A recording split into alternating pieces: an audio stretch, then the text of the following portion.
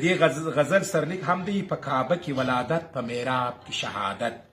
ته د عدل فلسفه، ته علي، ته حیدر، ته د مینې قافله، ته فاتح د خیبر، ته جانان د سخاوت، ته ایمان د طریقت، ته د دین د عشق سالار، ته د علم سمندر، ته بنیاد د حقیقت، ته ماهیت د عدالت، ته د حق د نور شغله، ته اسد د اکبر، د جنت د باغ سنبلې، د قرآن د غږ بلبلې، د سبحان د نور توفه، په نسب یې معتبر.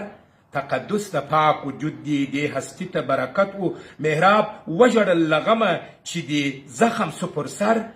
په کعبه کې ولادت، په محراب کې شهادت، بل به داسې جانان نه وي بې له تا نه بل سرور.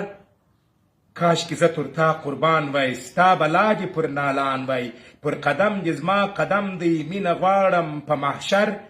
پاک رسول دی بیان کړی ستا د علم فضیلیت، پاک رسول دی بیان کړی ستا د علم فضیلیت.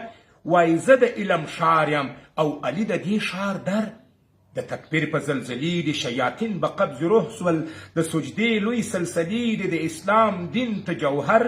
په ایمان کې بې مثال تکرار د ذوالجلال، فرشتې دا صفات وایي د احمد د کور گوهر.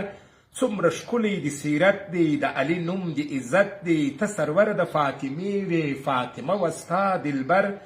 د حسن او حسین پلار د الله د دین سالار، تر زخمی سر د قربان سم سوځېږم په شرر. د سبحان د عشق انځورې، د رسول د لفظ دستورې، ته سردار د جنتیانو، ته ساقی د کوثر.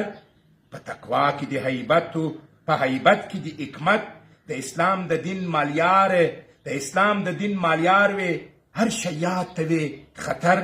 ستا د هجر د عذاب نالان ووتی د خواب، ستا خاورې د قدم کاشکې تل وای زما پر سر.